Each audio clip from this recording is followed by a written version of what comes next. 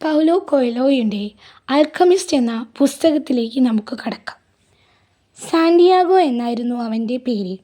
ഒരു ദിവസം സന്ധ്യ മയങ്ങാൻ തുടങ്ങിയ നേരത്ത് തൻ്റെ ആറ്റിൻ പറ്റവുമായി അവൻ ഉപേക്ഷിക്കപ്പെട്ട ഒരു പള്ളിക്കരുക്കിൽ ചെന്നെത്തി. അതിൻ്റെ മേൽക്കൂര വളരെ പണ്ട് ഇടിഞ്ഞു പൊളിഞ്ഞു വീണതാണ്. ഒരിക്കൽ സാക്രാരി എന്ന സ്ഥാനത്ത് ഇപ്പോൾ ഒരിക്കൻ സൈക്കാമോർ എന്ന മരം വളർന്നു നിൽക്കുന്നു. ആ രാത്രി അവിടെ കഴിച്ചുകൂട്ടാൻ അവൻ തീരുമാനിച്ചു. തകർന്നു കിടന്നിരുന്ന പടിവാതിലിലൂടെ ആടുകളെ ഒന്നഴിയാതെ അവൻ അകത്തേക്ക് തെളിച്ചു. രാത്രിയിൽ അവ അലഞ്ഞു തിരിഞ്ഞു നടക്കുന്നത് തടയാനായി അവിടെ കിടന്നിരുന്ന 2 പൊളിഞ്ഞ മരപ്പലകകളെടുത്ത് പടിവാതിൽ അടച്ചുറപ്പിച്ചു. ശ്രദ്ധിക്കാതെ പറ്റുമോ? ആ പരിസരത്തൊന്നും ചെന്നായ്ക്കളുടെ ശല്യമില്ല. എങ്കിലും ആട്ടിൻ കുറ്റങ്ങളല്ലേ, തരം കിട്ടിയാൽ അവ പുറത്തു ചാടും. ഒരിക്കൽ അങ്ങനെയൊരു അബദ്ധം പറ്റി. ഒരു കുഞ്ഞാട് തൻ്റെ കണ്ണു വെട്ടിച്ചിട്ടാണ് രാത്രി പുറത്തേക്ക് ചാടി. പിറ്റേന്ന് മുഴുവൻ സമയം അവനെ തെണ്ടിത്തിരിയേണ്ടി വന്നു. അതിനെ കണ്ടുപിടിച്ച് വീണ്ടും കൂട്ടത്തിലെത്തിക്കാൻ ഇട്ടിരുന്ന കൊട്ടൂരി.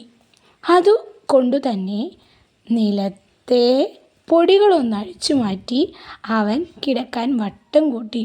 വായിക്കാൻ കയ്യിൽ കരുതിയിരുന്ന പുസ്തകമെടുത്ത് തലേണയായി വെച്ചു.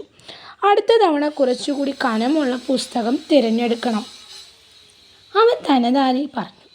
വായിക്കാൻ കുറച്ചു കൂടുതൽ പേജുകൾ, തല ചായ്ക്കാൻ കൂടുതൽ കനമുള്ള തലയണ.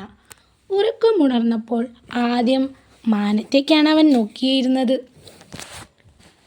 ഇരുന്ന കണയിട്ടില്ല. പള്ളിയുടെ പാതി പൊളിഞ്ഞ മേൽക്കൂരയിലൂടെ ആകാശത്തങ്ങിങ്ങനെ ചില നക്ഷത്രങ്ങൾ കാണാം. കുറച്ചു നേരം കൂടി ഉറങ്ങാമായിരുന്നുവെന്ന് അവന് തോന്നി. ആ സ്വപ്നമാണ് പെട്ടെന്ന് തന്നെ ഉണർത്തിയത്. കഴിഞ്ഞ ആഴ്ചയും കണ്ടു ഇതേ സ്വപ്നം. അന്നും ഇതുപോലെ തന്നെ മുഴുവനും കാണാൻ മുൻപേ ഞെട്ടിയുറങ്ങുന്നു. ആട് മേയ്ക്കാനുള്ള അഗ്രം വളഞ്ഞ വടി കയ്യിലേന്തി അവൻ എഴുന്നേറ്റു. ഉറങ്ങിക്കിടന്ന ആട്ടിൻ കുറ്റത്തെ മെല്ലെ തട്ടി ഉണർത്താൻ തുടങ്ങി. പക്ഷേ അവൻ എഴുന്നേറ്റ ഉടൻ തന്നെ അവ മുക്കാലും അനങ്ങാൻ തുടങ്ങിയത് അവൻ ശ്രദ്ധിച്ചിരുന്നു.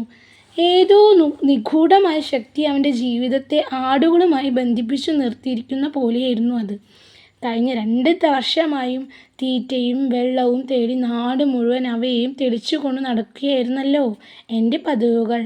ഇവ എത്ര കൃത്യമായി ധരിച്ചു വെച്ചിരിക്കുന്നു, അവൻ സ്വയം മന്ത്രിച്ചു. ഒരു നിമിഷം അതിനെക്കുറിച്ച് ചിന്തിച്ചപ്പോൾ അതും മറിച്ചാവണമെന്ന് അവന് തോന്നി. ഒരുപക്ഷെ അവനാവാം അവയുടെ മറ്റും മാതിരിയും പൊരുത്തപ്പെട്ടിട്ടുള്ളത്. കൂട്ടത്തിൽ ചില മടിയന്മാരുണ്ട്. നല്ലവണ്ണം തട്ടി വിട്ടാലേ എഴുന്നേൽക്കൂ എന്നും ശാഠ്യം പിടിക്കുന്നവർ. അത്തരക്കാരെ വടിയുടെ അറ്റം കൊണ്ട് തെല്ലു ബലമായൊന്നു തട്ടി ഓരോന്നിനെയും പേര് വിളിച്ച് അവൻ എഴുന്നേൽപ്പിച്ചു. താൻ പറയുന്നതൊക്കെ തൻ്റെ ആട്ടുങ്ങൾക്ക് മനസ്സിലാകുന്നുണ്ടെന്ന് അവനായിരുന്നു അവൻ്റെ വിശ്വാസം. അതുകൊണ്ട് തന്നെ പുല്ലും വെള്ളവും തേടി ഊരി തെണ്ടുന്നതിനിടയിൽ അവറ്റങ്ങളോട് മിണ്ടിയും പറയുകയും അവനൊരു രസമായിരുന്നു. ഇടയ്ക്ക് താൻ വായിക്കുന്ന പുസ്തകങ്ങളിലെ രസകരമായ ഭാഗങ്ങൾ അവൻ അവരെയും വായിച്ച് കേൾപ്പിക്കും. ചിലപ്പോൾ ഒരു പാവം ഇടയൻ്റെ ഏകാന്ത ജീവിതത്തിലെ വേദനകളും ആഹ്ലാദങ്ങളും അവയുമായി പങ്കുവയ്ക്കും. കടന്നു പോകുന്ന വഴിയിലെ കൗതുകമുണർത്തുന്ന വിശേഷങ്ങളും അവൻ അവയ്ക്ക് പറഞ്ഞു കൊടുക്കുമായിരുന്നു. പക്ഷേ കഴിഞ്ഞ ഏതാനും ദിവസങ്ങൾ അവൻ്റെ വർത്തമാനം മുഴുവൻ ആ പെൺകുട്ടിയെക്കുറിച്ച് മാത്രമായിരുന്നു. ഇനി 4 ദിവസത്തെ വഴി, പിന്നെ അവളുടെ ഗ്രാമമായി.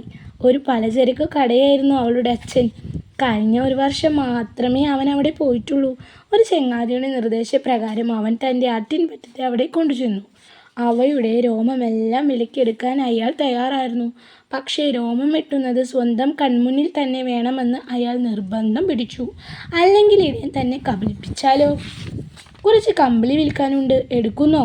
അന്ന് ആ കടയിൻ മുന്നിൽ ചെന്ന് ഈ ഇടബാലൻ കച്ചവടക്കാരനോട് ചോദിച്ചു. ഉച്ചതിരിഞ്ഞു വാ, മുതലാളി മറുപടി പറഞ്ഞു. കടയിൽ നല്ല തിരക്കുള്ള സമയമായിരുന്നു. കുറച്ചു മാറി കടയിലേക്കുള്ള കടൽ പടവുകളിൽ ഒന്നിൽ അവൻ കാത്തിരുന്നു. സഞ്ചി തുറന്ന് ഒരു പുസ്തകമെടുത്ത് വായിക്കാൻ തുടങ്ങി. ഹലോ ആട്ടിടയന്മാർ, വായിക്കുമോ? ഞാൻ ആദ്യമായി കാണുകയാണ്. തൊട്ടു പിന്നിൽ നിന്ന് ഒരു പെൺകിടാവിൻ്റെ സ്വരം. കറുത്ത നീണ്ട മുടി, മുറിശ് നേതാക്കന്മാരുടെ ഛായ തോന്നിക്കുന്ന കണ്ണുകൾ, തനി അണ്ടാർസൂയക്കാരി. സാധാരണയായി ഞാൻ അധികം പഠിക്കുന്നത് എൻ്റെ ഈ ആട്ടിൻ പറ്റത്തിൽ നിന്നാണ്, പുസ്തകങ്ങളിൽ നിന്നല്ല. അവൻ്റെ മറുപടി.